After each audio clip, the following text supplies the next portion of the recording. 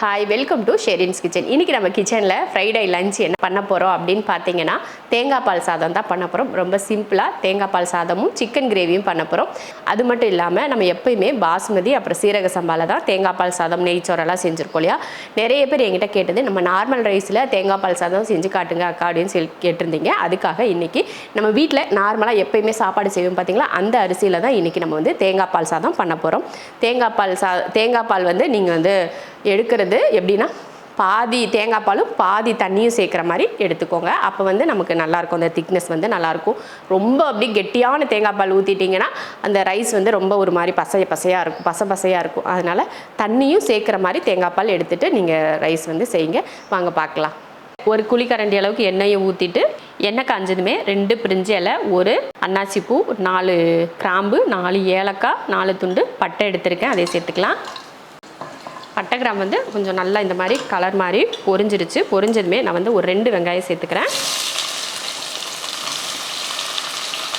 கூடவே ஒரு 4 போல் பச்சை மிளகாய், நம்ம காரத்துக்கு ஏற்ற மாதிரி மிளகாய். வெங்காயம் வந்து கலர்லாம் மாறக்கூடாது, ஆனால் சாஃப்டாக வதங்கியிருக்கணும். அந்த மாதிரி வதங்கினதுக்கப்புறமா கொஞ்சம் புதினாவும் கொஞ்சம் மல்லித்தலையும் சேர்த்து வதக்கி விட்டுறலாம். அதிக மசாலாலாம் நமக்கு இது வந்து தேவைப்படாது. கொஞ்சமாக அது இருந்தால், அந்த மசாலே இல்லாமல் செய்கிறது தான் தேங்காய் பால் சாதம். நல்ல டேஸ்ட் வந்து ரொம்ப நல்லாயிருக்கும். அதோட அந்த ஸ்பைசஸோட மணத்தோடு அந்த தேங்காய் பாலோட சாப்பிட்றப்போ டேஸ்ட் அவ்வளோ அருமையாக இருக்கும். இது கூட சைடிஷாக நீங்கள் சிக்கன், மட்டன், சில்லி இந்த மாதிரி ஏதாவது நான்வெஜ்ஜில் செஞ்சு சாப்பிட்டிங்கனாலும் அதை விட பயங்கரமான ஒரு டேஸ்ட்டில் இருக்கும். இப்போ புதினா மல்லித்தலை வதங்கினதுக்கப்புறமா கூடவே இதில் 1 ஸ்பூன் அளவுக்கு இஞ்சி பூண்டு பேஸ்ட் போட்டுக்கலாம். நல்லா இஞ்சி பூண்டு போட்டு அதையும் கொஞ்சம் அந்த பச்சை ஸ்மெல் போகிற மாதிரி வதக்கிக்கணும். நல்லா இஞ்சி பூண்டு வந்து வதங்கினதுக்கப்புறமா இதில் தயிர் வந்து ஒரு 2 ஸ்பூன் அளவுக்கு சேர்த்துக்கலாம். அவ்வளவுதான். எல்லாம் வதக்கினதுக்கப்புறமா ஒன்றே ஒன்று என்ன சேர்க்க போகிறோம் அப்படின்னு பார்த்தீங்கன்னா, ஒரு 1/4 ஸ்பூன் அளவுக்கு இந்த மாதிரி ஒரு 1/4 ஸ்பூன் அளவுக்கு கரம் மசாலா சேர்த்துக்கலாம். கரம் மசாலா போட்டு ரொம்ப எல்லாம் வதக்கணும்னு இல்லை. அது கூட 2 தக்காளியவும் வதக்க வேணாம் அதிகமாக.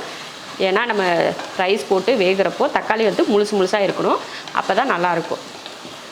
அவ்வளோதான். சும்மா லைட்டாக ஒரு கிளறி விட்டதுக்கப்புறமா கொஞ்சம் லெமன் புழிஞ்சிக்கலாம். சும்மா ஒரு 1/4 லெமன் அளவுக்கு புழிஞ்சிக்கோங்க. இப்போ இந்த டைமில் நம்ம வந்து தேங்காய் பால் சேர்த்துக்கலாம்.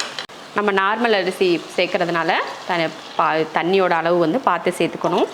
நம்ம தண்ணிக்கு பதில் தேங்காய் பால் சேர்க்குறோம் இல்லையா, அதனால் பார்த்து சேர்த்துக்கோங்க. இதில் 2 கப் அளவுக்கு தேங்காய் பால், அடுத்ததாக 2 கப் தேங்காய் பால் எடுத்துகிட்டு 1 கப் அளவுக்கு தண்ணி சேர்த்துக்கலாம்.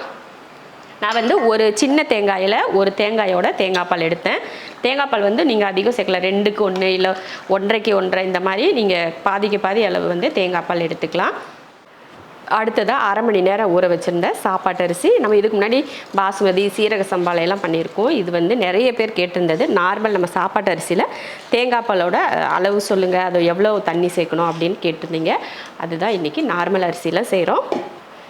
இதோட அளவு பார்த்திங்கன்னா 1 கப் அரிசிக்கு 2 கப் அளவுக்கு தண்ணி சேர்க்கணும். அந்த அளவில் தான் சேர்த்துருக்கேன். அவ்வளோதான். உப்பு போட்டு நல்லா கலந்து விட்டு ஒரு கொதி வரட்டும். குக்கர் மூடி போட்டு விசில் போட்டுக்கலாம். நல்லா கொதிக்க ஆரம்பிச்சிருச்சு. இந்த டைமில் கலந்து விட்டு உப்பெல்லாம் சரியாக இருக்கான்னு பார்த்துட்டு குக்கர் மூடி போட்டுக்கலாம். ஓகே, உப்பெல்லாம் கரெக்டாக இருக்குது. நீங்கள் வந்து உப்பு சரியாக இருக்கான்னு பார்த்து போட்டுக்கோங்க. 3 விசில் விட்டு ஆஃப் பண்ணிக்கலாம்.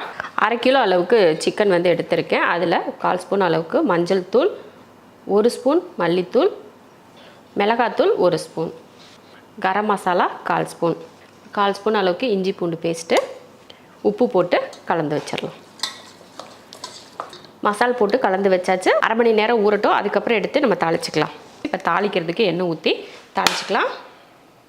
எண்ணெய் காஞ்சதுமே 1 வெங்காயம், 2 பச்சை மிளகாய், கொஞ்சம் கருவேப்பிலை சேர்த்துக்கலாம். வெங்காயம் பாருங்கள் நல்லா வதங்கிடுச்சு. இந்த டைமில் ஒரே ஒரு தக்காளி மட்டும் சேர்த்துக்கலாம். ஒரே தக்காளி பாருங்கள். நல்லா வெங்காயம் தக்காளியெல்லாம் நல்லா வதங்கிடுச்சு. இந்த டைமில் ஒரு 1/2 ஸ்பூன் அளவுக்கு இஞ்சி பூண்டு பேஸ்ட் போட்டுக்கலாம். முன்னாடி சிக்கன் ஊற வைக்கிறப்பையும் கொஞ்சம் போட்டிருக்கோம். இப்போ கொஞ்சம் சேர்த்துட்டு நல்லா கலந்து விட்டுருவோம். கலந்ததுக்கப்புறமா நம்ம ஊற வச்ச சிக்கனையும் இதில் சேர்த்துருவோம். உப்பு எல்லாமே போட்டிருக்கோம் இல்லையா, அதனால் இப்போ உப்பு போட தேவையில்லை. நல்லா கலந்து விடுவோம். சும்மா ஒரு 2 நிமிஷத்துக்கு நல்லா வதக்கி விடுவோம். நல்லா இந்த மாதிரி வதக்கி விட்டு லைட்டாக தண்ணி பிரிஞ்சு வர ஆரம்பிச்சிருச்சு. இந்த டைமில் நம்ம வந்து தண்ணி ஊற்றி வேக விட்டுறலாம். நல்லா கறி முங்குற அளவுக்கு தண்ணி ஊற்றிக்கலாம். நம்ம வந்து தேங்காயெல்லாம் அரைச்சி தான் ஊற்ற போகிறோம். அதனால ரொம்ப கெட்டியெல்லாம் வேணாம். கொஞ்சம் தண்ணி ஊற்றி வேக வச்சிட்டோம்னா நம்ம தேங்காய் அரைச்சி ஊற்றுறப்போ நமக்கு வந்து கரெக்டாக இருக்கும். இந்த டைமில் பாருங்கள், நான் உங்களுக்கு உப்பு பத்தலைன்னா மட்டும் கொஞ்சம் லைட்டாக உப்பு சேர்த்து அப்படியே மூடி போட்டு வேக விட்டுறலாம். நல்லா கறி வேகட்டும். பாருங்கள், நல்லா கொதிச்சு ஒரு 7 நிமிஷத்துக்கிட்ட நல்லா வெந்துருச்சு. இந்த டைமில் நான் வந்து வெண்பூசணி எடுத்திருக்கேன். நான் ஒரு 200 கிராம் அளவுக்கு வெண்பூசணி எடுத்து தோலெல்லாம் சீவிட்டு இந்த மாதிரி சைஸில் வெட்டி எடுத்திருக்கேன். ஓரளவுக்கு கொஞ்சம் பெரிய சைஸாக நம்ம சிக்கனுக்கு ஏற்ற மாதிரி இருந்தால் கரெக்டாக இருக்கும். அதே சேர்த்துடலாம். என்னது சிக்கனில் வெண்பூசணி போடுறீங்களே அப்படின்னு சொல்லி யோசிப்பீங்க. நம்ம கேரளாவில் ஒரு ஃப்ரெண்ட் அவங்க இருக்காங்க. அவங்க வந்து இந்த மாதிரி செய்கிறப்போ எனக்கே ஒரு இதாக இருந்துச்சு, என்னடா வெண்பூசணியெல்லாம் சிக்கனில் போடுறீங்களேன்னு கேட்டப்போ தான் அவங்கக்கிட்ட கேட்ட ரெசிபி தான் இது. அவங்க ஊரில் கல்யாணங்கள்லாம் பார்த்திங்கன்னா இந்த மாதிரி குழம்பெல்லாம் செய்வாங்களாம்மா, ரொம்ப நல்லாயிருக்கும் அப்படின்னு சொன்னாங்க. சரி நம்மளும் ட்ரை பண்ணுவோமே அப்படின்னு சொல்லிட்டு தான் நானும், நம்ம வீட்டில் வெண்பூசணி இருந்தது, சரி இதை ட்ரை பண்ணுவோன்னு சொல்லிவிட்டு இப்போ வந்து இந்த குழம்பு நம்ம செய்கிறோம். இப்போ மூடி போட்டு நல்லா வேக விட்டுருவோம். ஒரு 5 நிமிஷத்துக்கு வேகட்டும். அதுங்களையும் தேங்காயெல்லாம் அரைச்சிட்டு வந்துடலாம். நான் வந்து ஒரு 1/4 முடி அளவுக்கு தேங்காய் எடுத்திருக்கேன். அது கூடவே ஒரு 1/4 ஸ்பூன் அளவுக்கு சீரகம் சேர்த்துக்கிறேன். ஒரு 5 நிமிஷத்துக்கிட்ட நல்லா காய் வந்து நல்லா வெந்திருக்கும். ரொம்ப நேரம் ஆகாது, அதனால் சீக்கிரமே வெந்துடும். இனி மறுபடியும் இப்போ தேங்காயெல்லாம் ஊற்றி வேறு வேக வைப்போம் இல்லையா, இப்போ தேங்காய் ஊற்றிக்கலாம். இப்போ நம்ம அரைச்ச பேஸ்ட் இருக்குது பார்த்திங்களா, அதை சேர்த்துருவோம். மிக்ஸி ஜார் கழுவி கொஞ்சமாக தண்ணி,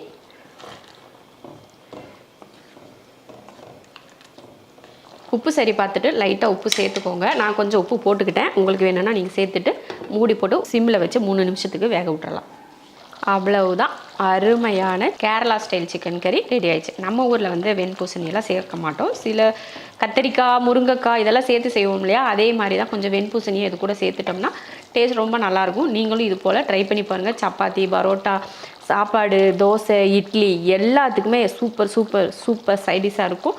டேஸ்ட் பண்ணி பார்த்துட்டு சொல்கிறேன். அருமை அருமை. அவ்வளோதான். இதுக்கு மேலே கொஞ்சம் மல்லித்தலை தூவுனா சூப்பராக இருக்கும். நம்ம வீட்டில் மல்லித்தலை இல்லை, அதனால் நான் தூவலை. அடுப்பை மட்டும் ஆஃப் பண்ணிடுறேன். அவ்வளோதான். ஸ்டீம் சூப்பராக இறங்கி அருமையாக இருக்குது. பார்க்குறதுக்கு சிகப்பு கலர், பச்சை கலர், வெள்ளை கலர், அப்புறம் அந்த அன்னாசி பூ வந்து அப்படி மேலே நிற்கிறது வந்து ரொம்ப அழகாக இருக்குது. பாருங்கள், இவ்வளோ அருமையாக ரெடியாக இருக்குது. தக்காளி வந்து நம்ம வந்து கலந்து விட வேண்டாம், அப்படி அப்படியே முழுசாகவே இருக்கும். அது கொஞ்சம் பார்க்குறதுக்கு நல்லாயிருக்கும். அவ்வளோதான். இப்போ வந்து எல்லாம் ரெடியாக இருக்குது சாப்பிட்றதுக்கு. அவ்வளோதான், அருமையான ரைஸ் வந்து ரெடி ஆயிடுச்சு. நீங்களும் இதே போல் செஞ்சு பார்த்துட்டு எப்படி இருக்குன்னு சொல்லிட்டு கமெண்ட்டில் சொல்லுங்கள்.